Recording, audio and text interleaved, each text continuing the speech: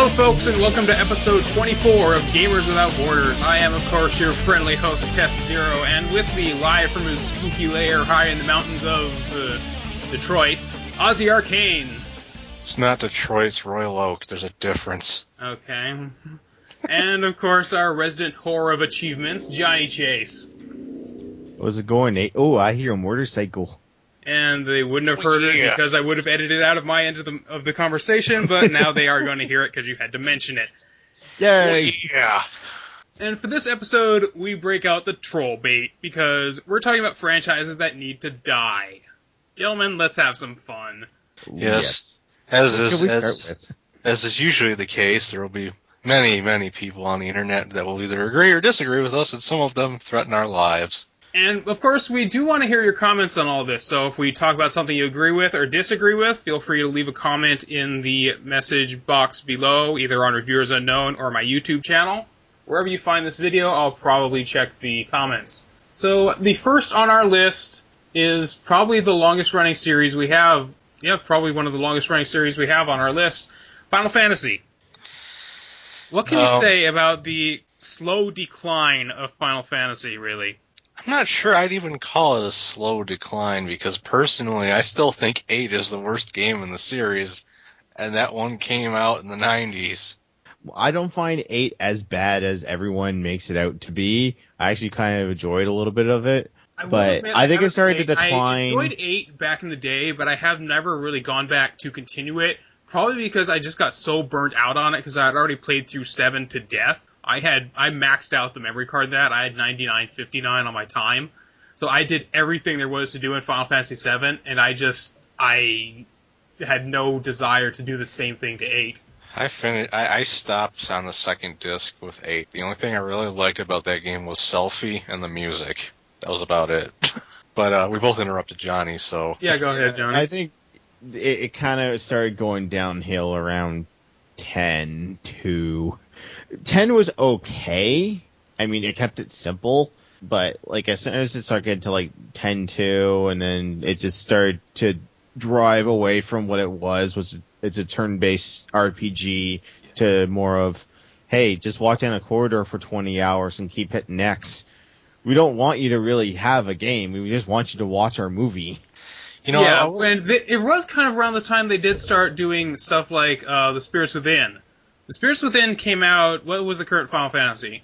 10. So yeah, that was sort of they want to tell a story, and that's fine. But if you're making video games, you have to have an interactive aspect to it. A good interactive aspect to it. Yeah, and you know, Johnny brought up an interesting thing, they used to be mainly turn-based RPGs. The thing is, like, one thing I've always kind of had an issue with people saying 13 didn't feel like a Final Fantasy is, it always bothered me, it's like, what feels like a Final Fantasy? Each one of them is considerably different from the others. Yeah, they're always experimenting with different gameplay styles, and I commend them for that. But it is true that they really had their roots in turn-based RPGs, and the thing is, 15 looks good, but it's an action game. Yeah, it plays like Kingdom Hearts, which, again, isn't necessarily a bad thing, but, well, here's the question. With Final Fantasy doing what it is, that doesn't stop other companies from making turn-based games. Like other games like The Last Story. Yeah, well, yeah, that's the thing, is, one thing that, you know, is a problem with both Square Enix and Capcom is, both of them are still making games in franchises where the series creator and a lot of the other people that were involved with making those games are no longer part of the company. So it's really hard to expect them to still produce the same type of game when the same people aren't there. Because most of the people that used to be part of the old Squaresoft that made a lot of the old Final Fantasy games work for Mistwalker now. Most of the people that worked on Devil May Cry for Capcom work for Platinum Games now. And you could say the same thing about Halo. Yeah, because ever since they gave the franchise over to the other studios, they're working on Destiny right now. They probably couldn't care less what's happening. Well, they probably do care a little bit about it, but because since it is their baby, but they're working on their own thing. So if you really like, although I haven't played Halo 4, Johnny, how have you? I have not had a chance to play Halo 4 yet, but I can tell you with a shout out, Halo 4 does look and feel quite a bit different from previous iterations. I mean, I've seen videos of people playing multiplayer, and it just, for some reason, it just doesn't feel like Halo. Even watching this current season of Red versus Blue, they're using Halo 4 for the machinima, and I just don't. It's funny, but I don't feel like it belongs. It's weird. I've played a little Halo 4. I've always not exactly liked the Halo series in general, but something about Halo 4 just bothered me relatively quickly when I was playing the campaign. It seemed like at least every other enemy, I'd have to pick up a new gun because I'd run out of ammo, and it was driving me nuts. Well, that's kind of the sense of the game, is because when you start off, you've got your USNC weapons, and you're on an alien planet, so you don't really have weapons for that. So you got to kind of scrounge around and get your own weapons. But going back to Final Fantasy, we were talking about what makes the Final Fantasy. From the early days, it is the turn-based, walking around the overworld, getting into a random fight, and strategizing about, okay, do I hit him with melee? Do I use magic? Oh, I'm running low on HP. I better use a potion, or I better use a cure spell. And then it just, when you get to like Final Fantasy 13, I can't speak a whole lot about 12 because I haven't played it yet. I know that's a big change for the series, but 13 was one of the bigger ones. I started playing. I am rather liking it, although I did kind of stop for a couple months. But Final Fantasy 12, a lot of the characters in it, you can set their actions, and it is sort of a real time. It's a combination of real time and turn based, where they will just do an action automatically unless you give them a specific command.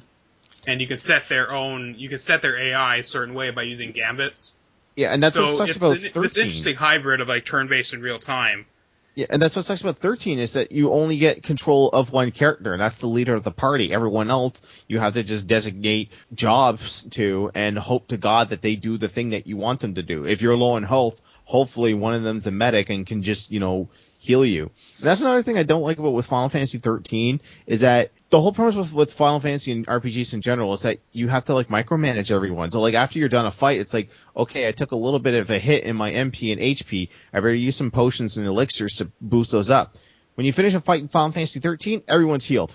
Doesn't matter. It's like nothing Final Fantasy happened. 13, it's not necessarily a bad game, but it is very different from other Final Fantasy games. It's very much more an action game.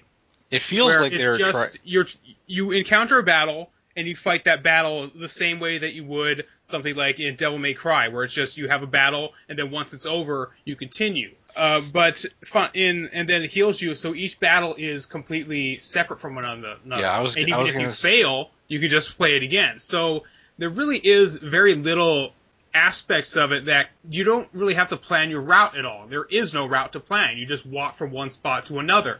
If you look at the first Final Fantasy, there was so much depth to that game, and that's what really sold the Final Fantasy series. You compare Final Fantasy to the first Dragon Warrior. Final Fantasy is just miles more advanced than Dragon Warrior. It's built on the exact same system. It's built on the same concept of walk around, you get random battles, but you have multiple enemies, you have multiple job classes, you have multiple spells, you have multiple loadouts. You can only learn 3 spells for each level, even though there's 4 available. So every time you have to choose your path. Final Fantasy 13, it is just so linear that it's just painful to get through if you want that kind of freedom. A huge problem I think with Final Fantasy lately is a thing that's been happening with Capcom and a lot of other Japanese companies too, where they're kind of like, we want the Call of Duty sales, we want the Call of Duty. Except with Final Fantasy, they're more going, we want the Western RPG sales. So they're trying to mimic Western RPGs. But no Western RPG ever did that. Western RPGs are all about choice. You look at stuff like Fallout, Oblivion, even Mass Effect. You have so much choice in these kind of games, and Final Fantasy tries to mimic it by making it a completely linear hallway. Yeah, what the hell? I was going to say they're doing it wrong, and they're mimicking some of the things that don't really go into making those games good. Like like Johnny was pointing out that you don't have to heal after battle. Well, you know what Western RPG does that? Dragon Age. In Dragon Age, you just regenerate the minute the fight's over. But that's not really what makes Dragon Age a good game. Yeah, they choose the wrong aspects of these games and think, hey, that must be why it works. No, it's nothing like that at all. And the thing is, I liked 13. I've said that before. What's bothered me about the more recent games is their sudden obsession with getting that MMO subscription fee. I'm like, stop putting MMOs in the main numbered series. I used to be a huge MMO player, and even I don't want to fucking see MMOs in the main numbered series. I started playing Final Fantasy XI just because it's one of the few Final Fantasy games I haven't played, and I fucking hate this game. It took me like a day to even get the thing running because of their stupid ass system that requires like 3 logins on 2 different websites in order to just access the fucking game. And then the beyond fact that your username's randomized, you don't have any control over what it is. But then you never even have to use it. You just put it into your Square Enix queue, and then that goes through to the system. So once I figured that out, it wasn't so bad. But then the game itself, they don't tell you anything. They don't tell you shit. They don't say walk through 2 levels of this town to get to the docks and talk to this guard. And then he'll start giving you missions that'll teach you how to play the game. They never fucking tell you that. I had to find that out on my own, and by that time I was already at level 12. You want a really scary realization? You're playing the more newbie-friendly version of the game, because it used to be much harder. So, they try to do things. I mean, there's stuff in Final Fantasy XI that isn't bad, but it's just the complete wrong idea. I mean, I commend them for trying to do something different, but other MMOs don't do this for a reason. I like the idea that I don't really like it from a gameplay standpoint that you have to kind of remember who told you a quest. But I understand that, yeah, that is a bit more realistic. Then they give you a map that you can actually mark stuff on the map for locations, which is a nice idea, but I don't like the idea that it's mandatory. That in order to remember where this item goes, you have to check your map. I played for about 3 hours before I figured out how to open the fucking menu. Because it's the minus button. Who the hell uses the minus button to open a menu? You gotta keep in mind, though, that Final Fantasy XI did come out before World of Warcraft, so the majority of what they were basing how the game played off of was EverQuest, which is another game that's really not user-friendly. It doesn't tell you how to fucking do anything. That it just makes me appreciate World of Warcraft more. Yeah, I didn't fall in love with World of Warcraft. I like the setting, but it is just so much easier to play.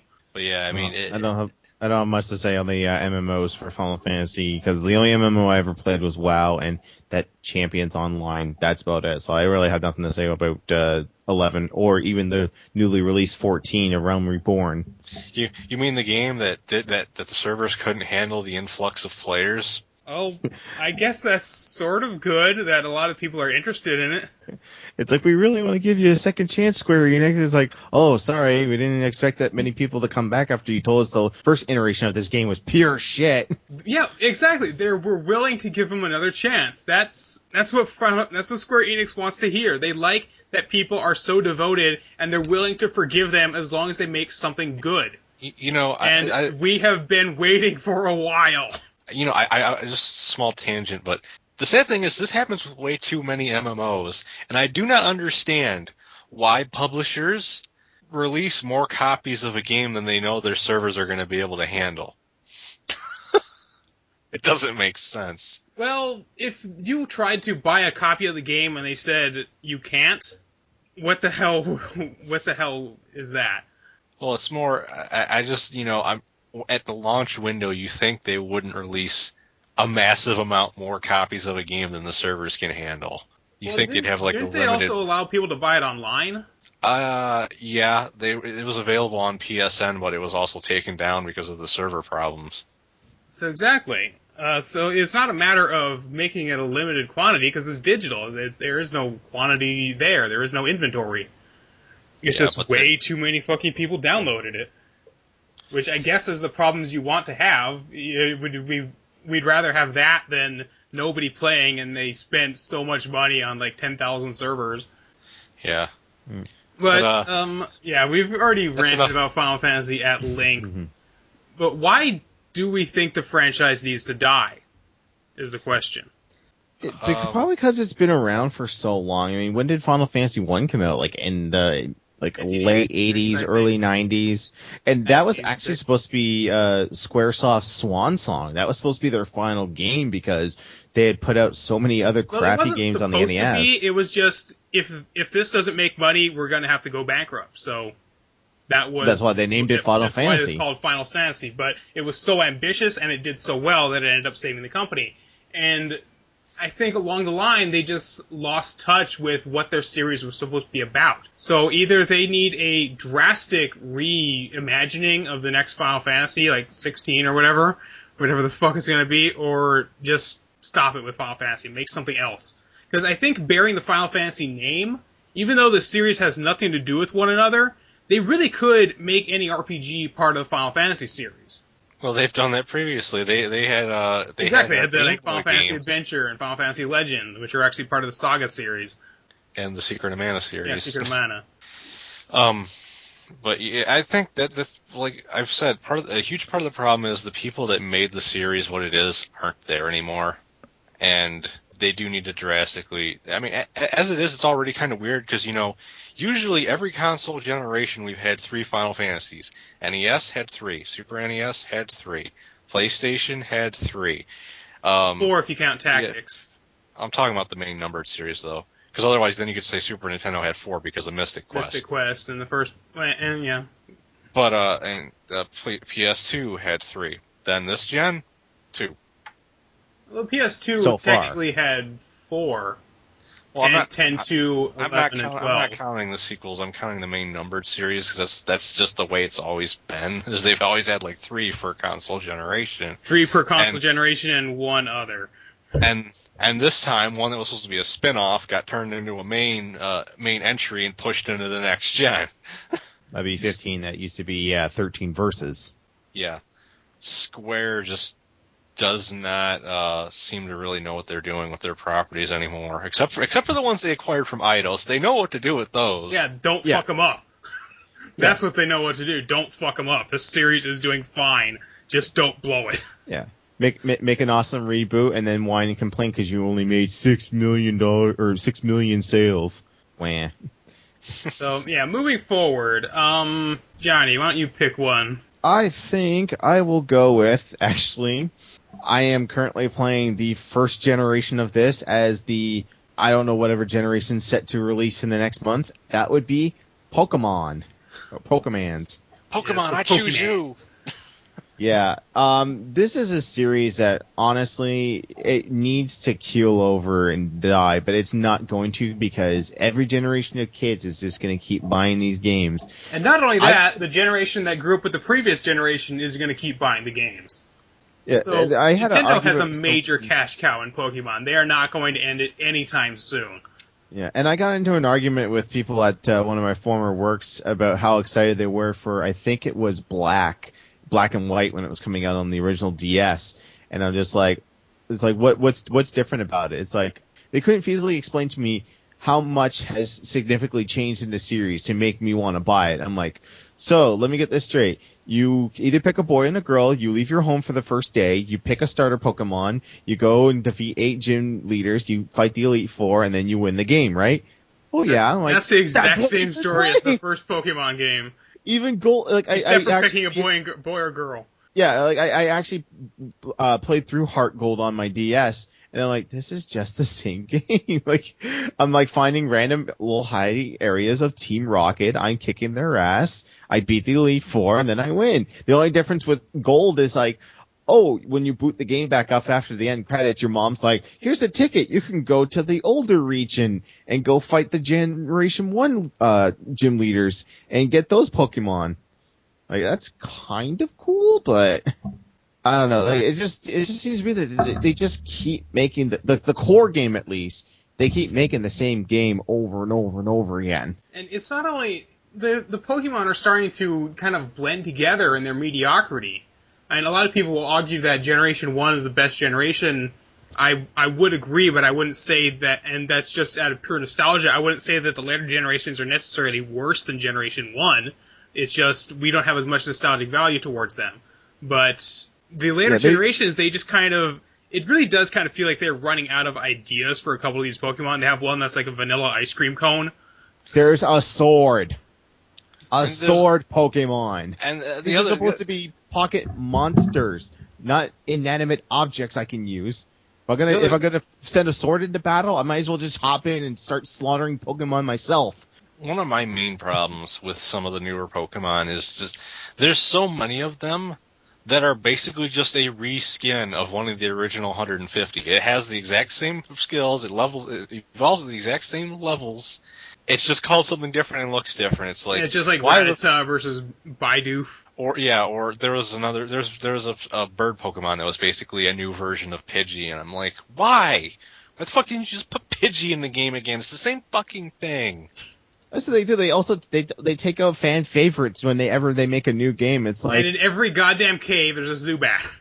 Yes. Why do we keep Zubats? No one likes Nobody Zubats. likes Zubats, but although I will admit, when I was doing the Nuzlocke challenge, my Zubat was really fucking cool.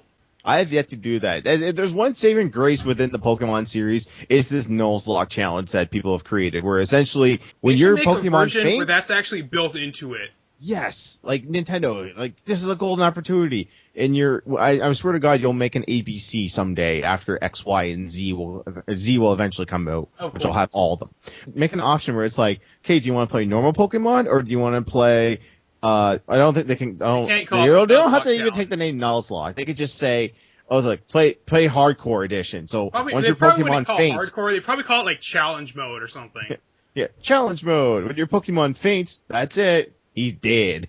Well, not dead, but then again, that's the one Nintendo game where people die. Pokemon die. Because you go into that tower in the first one, it's like, these are all gravestones for dead Pokemon.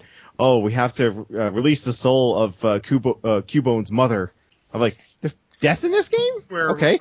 Where Gary went there to see his dead Raticate.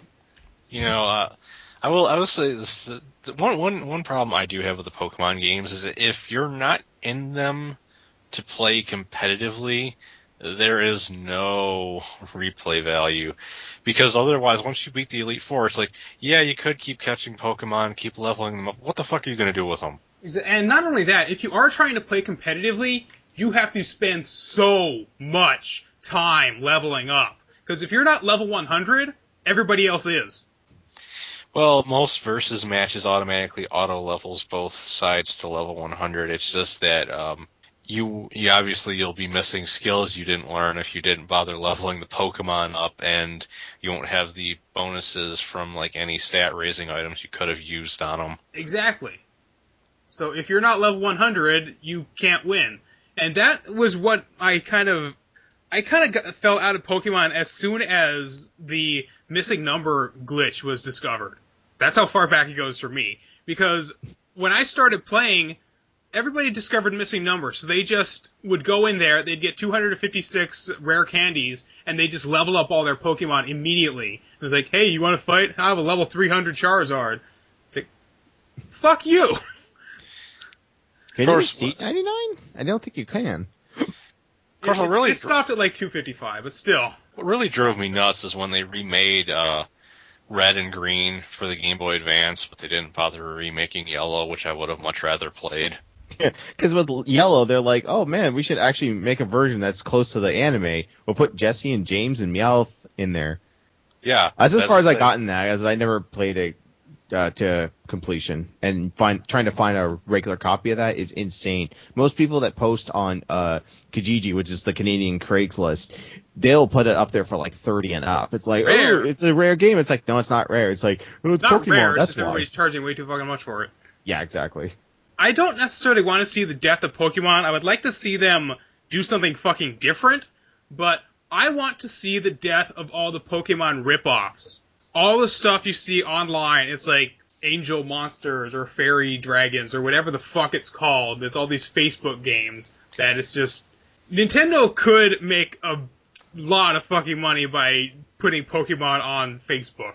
They never would, but they could put it behind a paywall, and people would pay it to catch all these Pokemon. It's like, you need 3 other people to like this page before you can get the next level of Pokemon. It's like, and there's all these goddamn ripoffs that play on like the App Store. Enough. I mean, Neopets was the first one, and even that was kind of a blatant Pokemon ripoff. I'm not going to say anything about Digimon because it did kind of come before it, arguably. But all the stuff like Neopets and afterward, stop. Enough of that. Yeah, Digimon and Monster Rancher came before Pokemon, but everything else, yeah. But since we're going from Pokemon, we might as well stick with stuff that'll probably piss people off at us. I'm going to pick Call of Duty. Yes. Speaking of games that are the exact same game every time. And in actuality, I want to say I also kind of extend this to military shooters in general because, well, they're all getting fucking old. Yeah, you got stuff like Call of Duty and then the subset Modern Warfare, which is like, how is that different? Call of Duty wasn't modern; it was medieval. Yeah, well, the first 3 were based in World War II, and then the 4th one was modern, and then they kind of just bounce back and forth between time periods every year. Yeah, because they have a different developer that works on Modern Warfare, so they do one game, and then the next year the other developer releases their Call of Duty, so each game actually that's actually kind of smart, having the games actually. In spite of the fact they're coming out every year, the game actually has a 2-year development cycle. I will give Activision credit for actually putting a bit of effort in and doing something like that. But then you keep in mind that they've been developing this game for 2 years, and so it's behind on innovations that the later one would have made. So they have to kind of shoehorn in those. Did you see how much people were making fun of all their big announcements for Call of Duty Ghosts? Like, ooh, a dog. Yeah, dogs. It's like, oh, great. I guess that was higher on the priority list than playable female characters. Or good weapons that fucking feel different. Every time I play one of these shooters, you have like 15 types of machine gun, a shotgun, and a grenade launcher. Of course, they have announced female characters now, but I think that's just because people got pissed off that a dog made it in first. Although, I don't really think COD players would actually want to play as a female. They might like the idea of other females being there, but they probably wouldn't want to play as one themselves. The only way I can see competitive COD players picking the female is if it gives them an advantage in not getting hit by bullets because of like the tinier frame. Well, here's the thing to keep in mind. Or if she's like slightly faster or something. Yeah. Here's a funny thing. Well, they've said they're going to have the same hitboxes and everything, but here's a funny thing to mention. All of the people that I know that actually play Call of Duty are girls. Really? Yes. I don't know any guys that actually play Call of Duty. Every guy I know that plays a military shooter plays Battlefield. But I know that's kind of in the same. That's kind of in the same. I know, but Battlefield doesn't have playable female characters. Yeah. I have friends at work that are gamers. They play a lot of Call of Duty, and I kind of veer off of that because I played Modern Warfare, didn't really care for it, don't really care for the whole military, get from point A to point B and shoot everything in sight because America. But I will also know that they do actually discuss and play other games. Like they will get into mad discussions over this year, The Last of Us, BioShock Infinite. We're really getting hyped for Grand Theft Auto 5.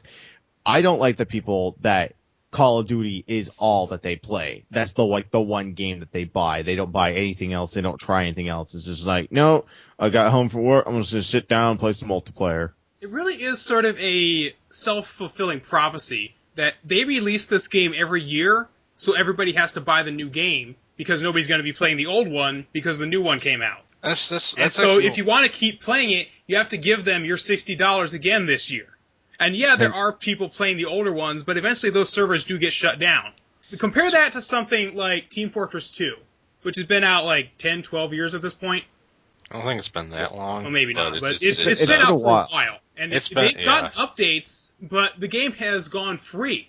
And you don't have to pay anything to keep playing it, and there's still people constantly playing this game, and there's constantly getting updates to it, and they don't have to keep paying to play the game.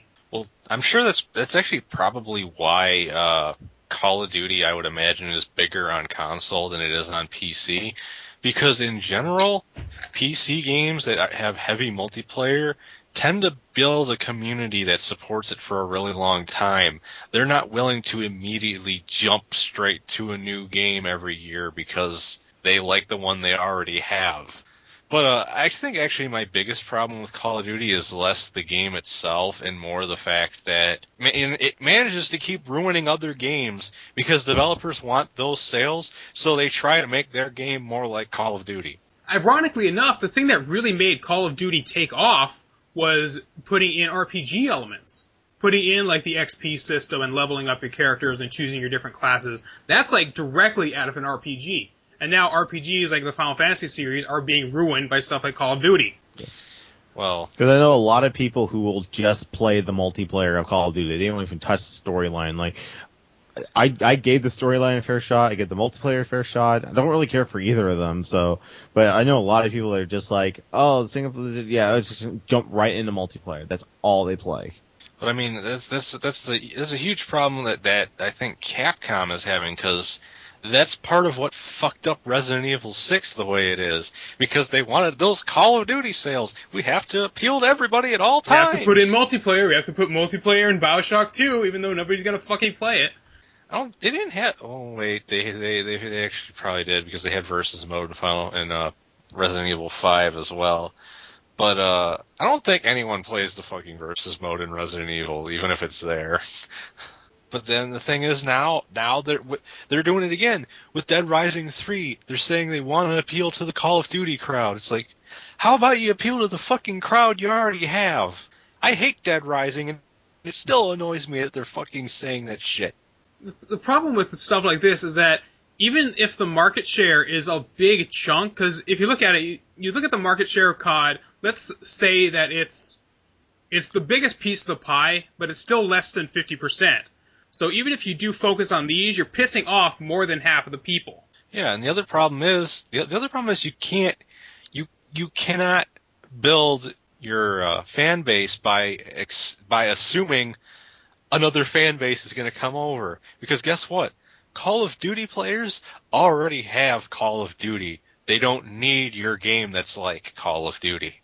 Another gripe I kind of have with the COD series, and just stuff in that ilk, is just the idea of it being so super realistic. You have a virtual system, why not go balls out? Why not have insane like jetpacks and jumping like the stuff from Tribes or the later Halo games where you had these crazy weapons? I don't care about modern weapons. I want to see laser cannons. I want to see railguns. I want to see teleporters. I want to see the fucking Unreal Tournament level stuff. Well, that stuff is cool. That's virtual. That's a video game. This is just people playing soldiers. You know, I actually have a good point about that. I mean, the thing is, that's part of the reason why I could never get into stuff like Call of Duty or Medal of Honor, and I couldn't really handle Battlefield that much either. But I can't stand Grand Theft Auto for similar reasons. It's like, I'm playing a video game. I'm trying to escape from reality. I don't want a bunch of shit that reminds me of reality while I'm trying to escape from reality. But what I would play, I mentioned this to you guys yesterday, is if they made a Call of Duty G.I. Joe video game. Just totally over the top with like crazy characters and weird, slightly supernatural powers. Because Activision actually has a working relationship with Hasbro already, because they're the ones that made the Transformers games. Well, they're the ones that published them. And the thing is, like, if they actually made something like that, I could see them making it incredibly cheesy and funny in a similar vein to the way Far Cry 3 Blood Dragon was, where it was like an homage to the 80s. Something like that would actually be funny.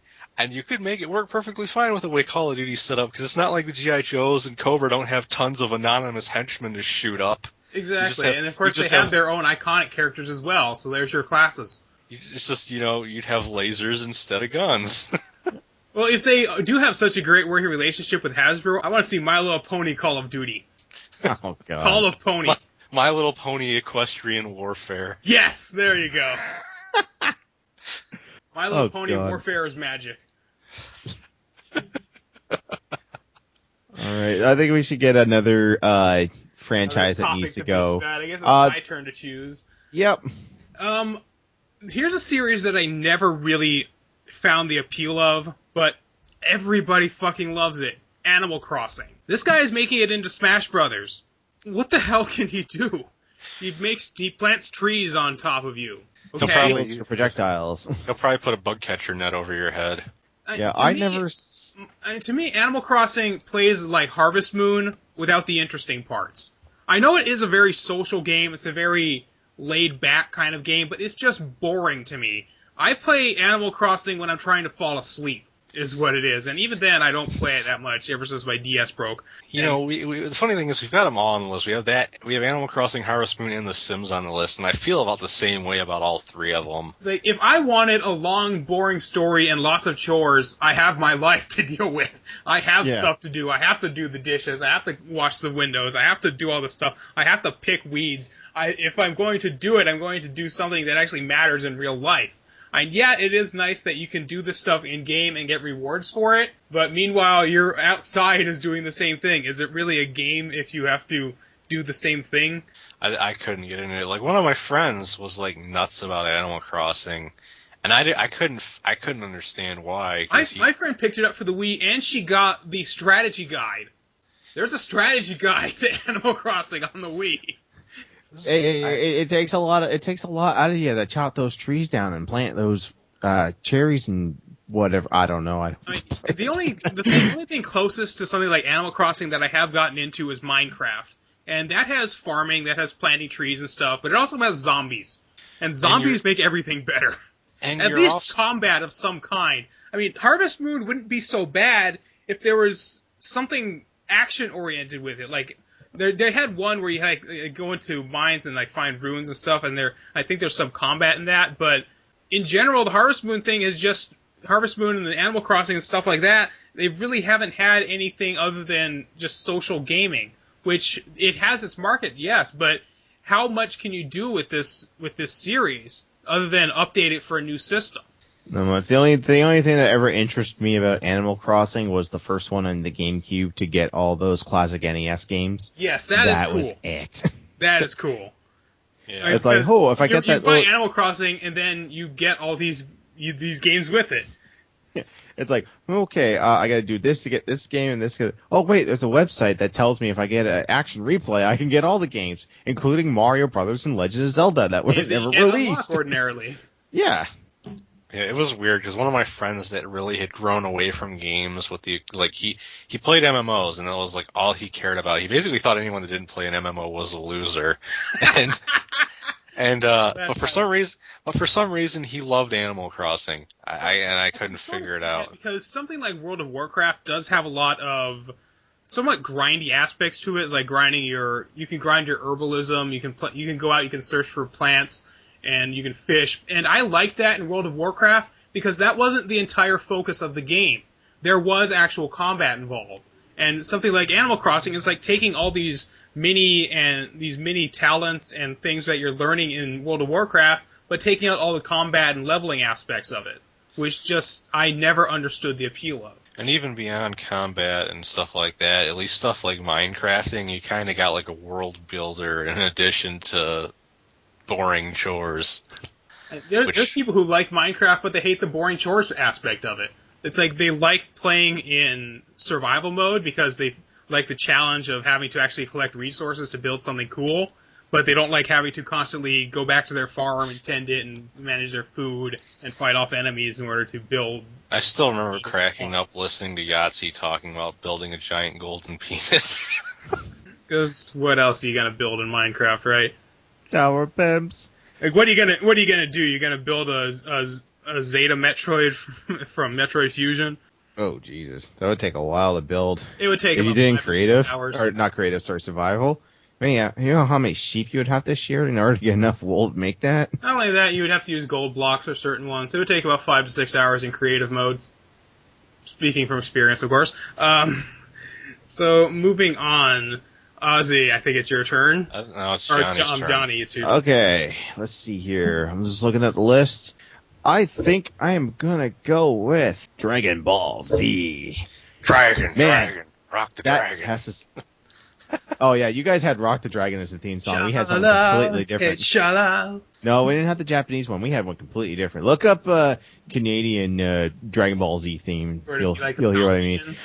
But yeah, Dragon Ball Z. At first, like when Budokai came out, it was pretty interesting. They had that like mini game that you had to rotate the analog stick to aim at Piccolo for a special beam cannon. After a while, it seems like Atari and Namco Bandai kept releasing a game every single year. I mean, we had Budokai 1, 2, and 3, then we had Super Dragon Ball Z, then we had the Budokai Tenkaichi series, then we had one called Infinite Worlds that barely saw a release, and then we had the PSP games, and you had the DS and GBA, Legacy of Goku, that horrible RPG. And it's now to the point where the last Dragon Ball Z game that came out was Dragon Ball for the Kinect, which was pretty much, what was that, Ultimate Tenkaichi? Is that what's... It was Ultimate Tenkaichi, which is not a Tenkaichi game. That name was false advertisement. It was basically Ultimate Tenkaichi with Kinect controls, except they actually had a smaller roster. So that came out the same year as the HD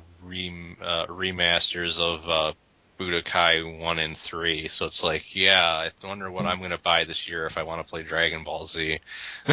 And that was the thing too, like they just kept making so many of these, and like when they made a new series, they would kind of cut off at Cell, and it's like you only get to play up to the Cell Saga and maybe Broly or maybe Bardock, and then it's like, oh, wait till the next game, then you can start playing the Majin Buu and maybe a little bit of GT.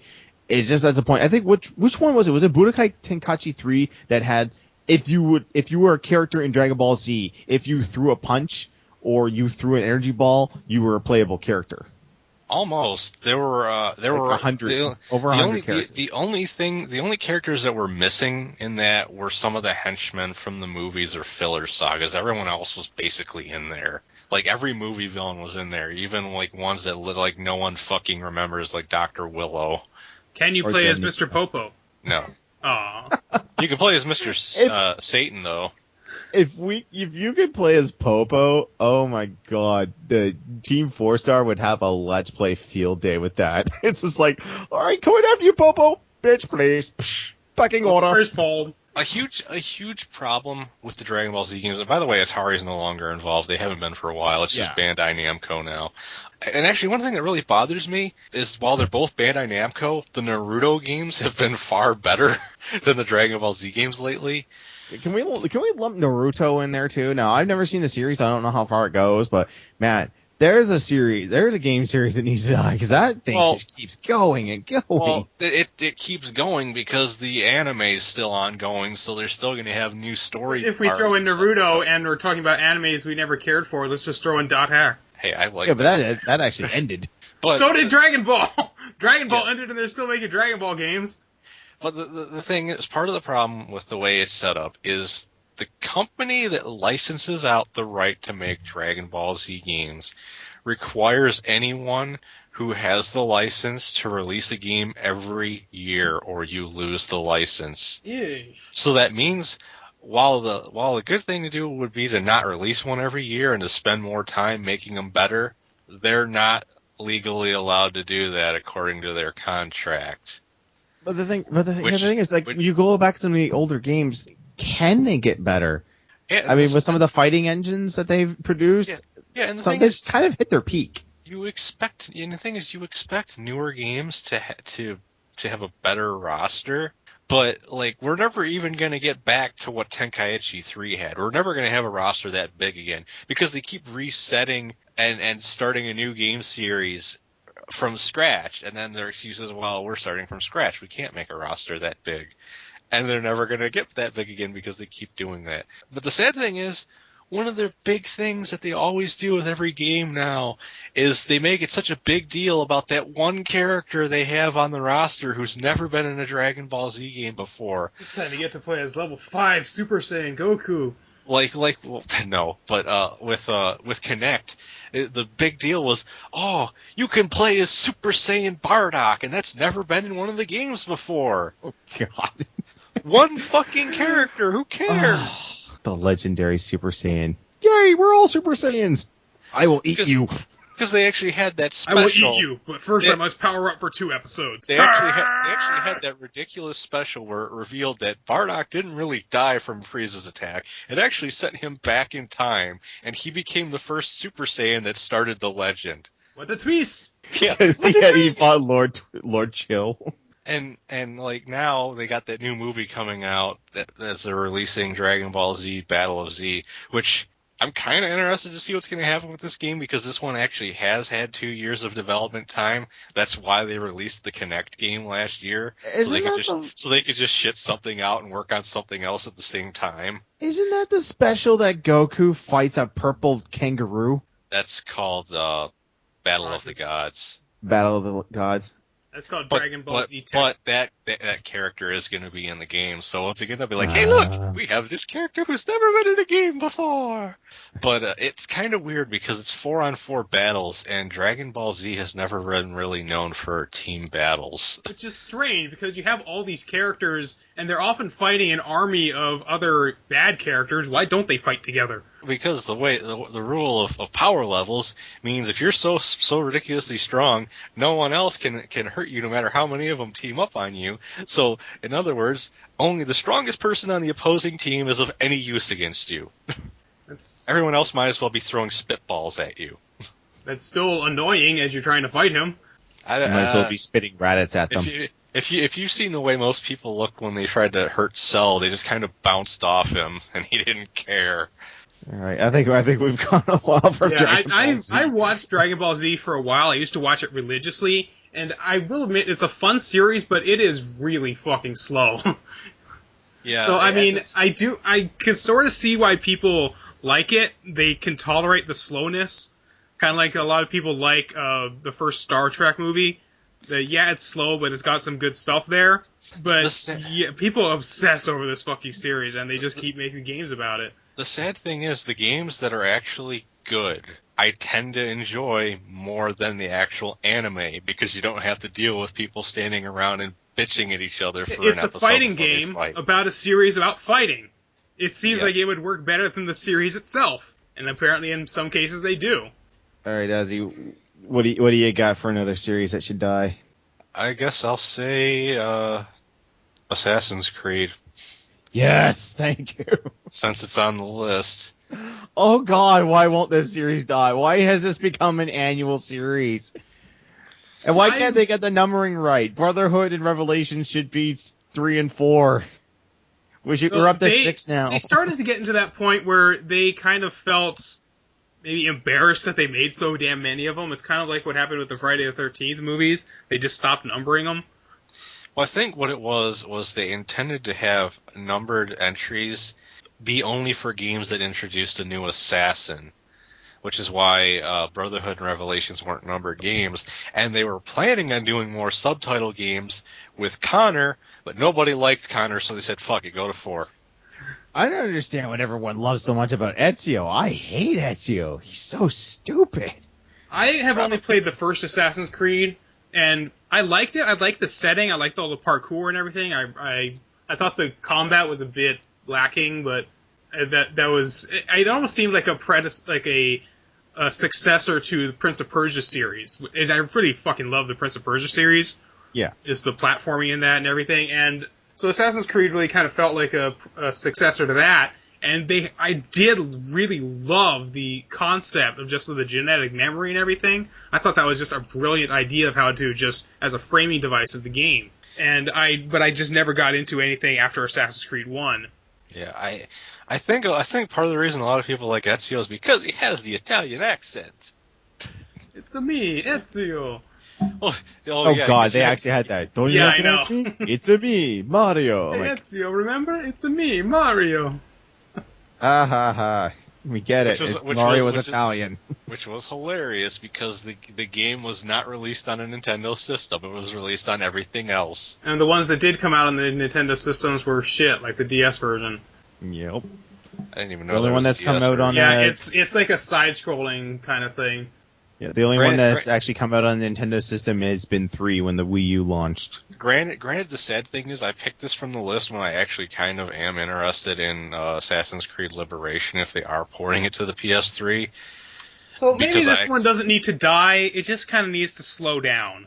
The thing is, they shouldn't be being released every year. They should take their time and make a good story. Because there's a lot of potential here, because it is based in real-world history. It's based on like the Illuminati and the Masons and everything. Here was part of my problem why I stopped playing. When I stopped playing, which was I basically stopped after Brotherhood. They keep ending every game on a fucking cliffhanger.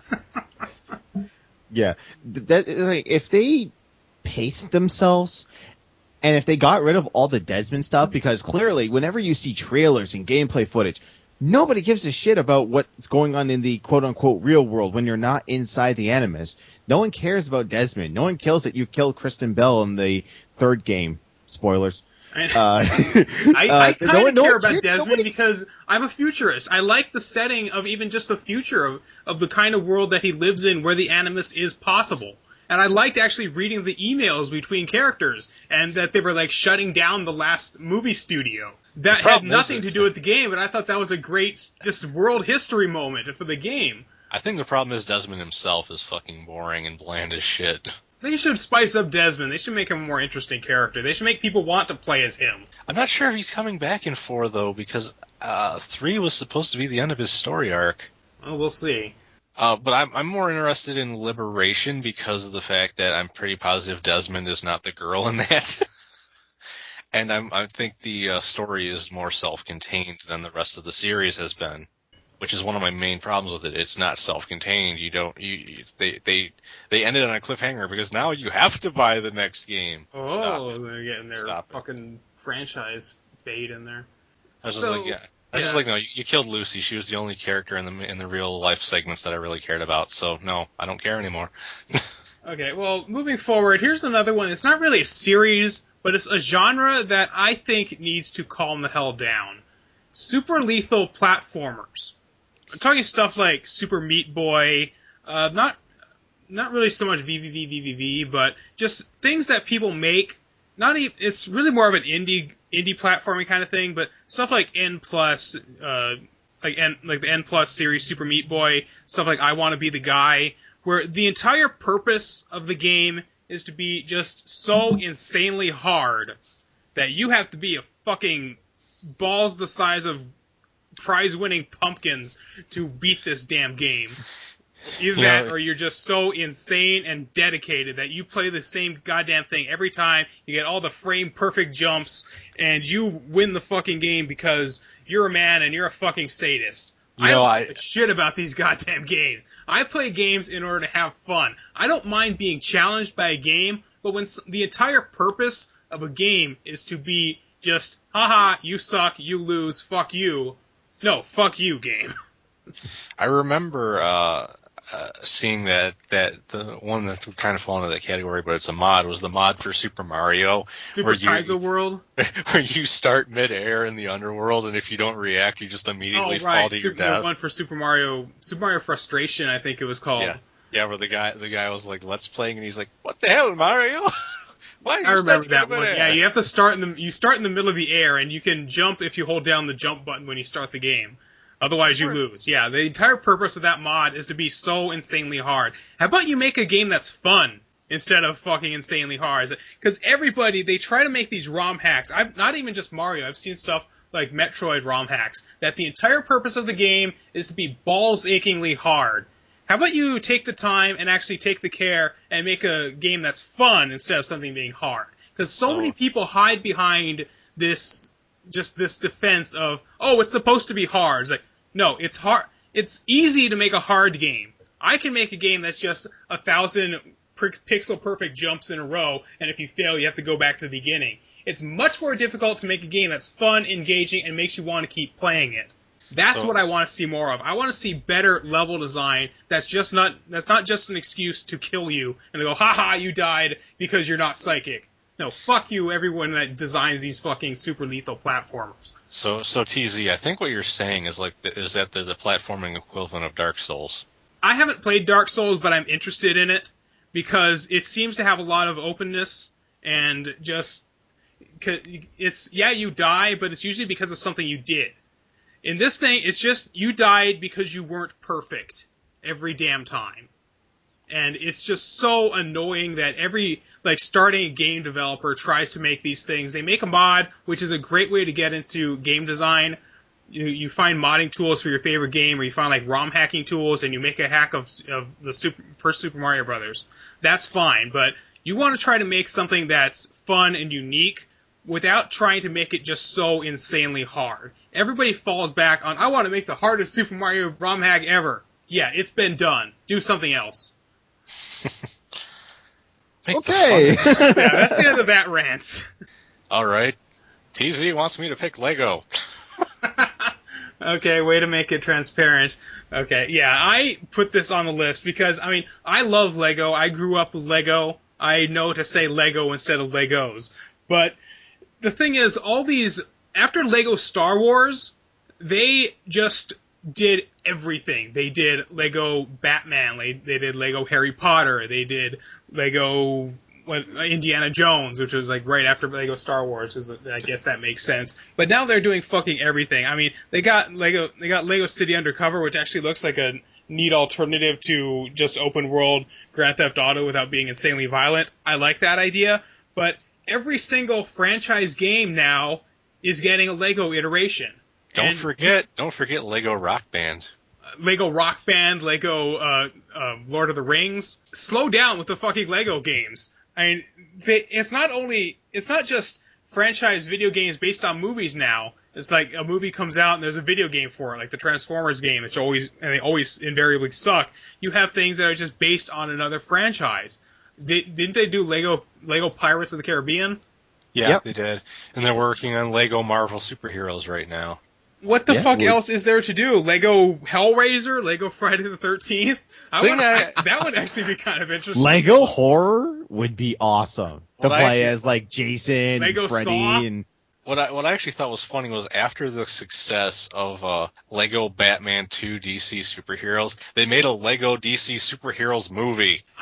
Yes, which I is remember essentially the cutscenes. All it is the cutscenes pushed into a movie, which kind of sucks for me and my girlfriend Melanie because we love the Lego games. It's one of the few opportunities we could play a co-op game together and have fun. And we got that movie, and it was like, wait, I recognize the beginning of this. This is the beginning cutscenes. Oh So God, you this got is it just at a a Redbox or cutscene. something, or you actually bought the DVD? I actually bought the DVD. I I feel take that sorry one for back to Walmart. See, the thing is, I actually What? haven't gotten that much into the Lego games because I played the first couple Star Wars ones. I actually have a few of them now that I got for $20 once they had fallen down because I have Pirates of the Caribbean, Lego Star Wars 3, and Lego Lord of the Rings for like $5 on Steam. But I haven't gotten into them that much because for a while they were doing stuff that I just didn't really have a desire to play even as a regular game, let alone Lego, like Indiana Jones. I like the movies, but I don't really care about the idea of an Indiana Jones game. And then there's Harry Potter, and I just fucking hate Harry Potter. It all depends on what franchise you're into. I'm not into Harry Potter, so we're probably never going to play But all Lego the Harry games Potter really 1 tend and 2. to play the same as one another. You run around, you punch enemies, and you find stuff and put things together. And it really is, if you're a fan of those series, I can see you liking the Lego games based off them, but they really are just so easy to make. All they do is they just put whatever game franchise or whatever movie franchise in game form and they follow the story of it. I'm not saying that they don't put effort into these games, but it is a very low effort series. They don't really have to think about so much what the storyline is going to be or how they're going to innovate from one game to the next. There really is very little innovation going on from one game to the next because it's just retelling the storyline with Lego. Well, they are changing that a little bit. With the Lego Batman games, Lego Batman 1 does not follow any of the Tim Burton or Joel Schumacher movies. It's just its own entity. I think with Lego Batman 2 was the first Lego game to actually have a voice cast, and it actually had a story. It's, Lex Luthor and the Joker are making this giant robot full of Joker gas to take over Lego Gotham. Of course. So Batman and Superman team up with the rest of the Justice League to stop them. And like you said, Lego City Undercover for the Wii U is basically a GTA clone. It doesn't follow any licensed buddy cop movie, but there's tons of reference. There's a character in there who is essentially Clint Eastwood, Dirty Harry. And with the Marvel one that's coming out, that's an original story. Dr. Doom makes a Doom Ray of Doom. How So long you do you got to think it's stop going to him. be before Lego actually rip off not a movie franchise, but actually another video game franchise? I don't know. I mean, one So I'd thing say that it can't be. I was always thinking we should have a Lego Halo, but Halo's owned by Mega Bloks, so that's never going to happen. Well, the franchise of the Halo, Mega Bloks has the adaptation rights to that. They can make a Mega Bloks Halo game. There you go.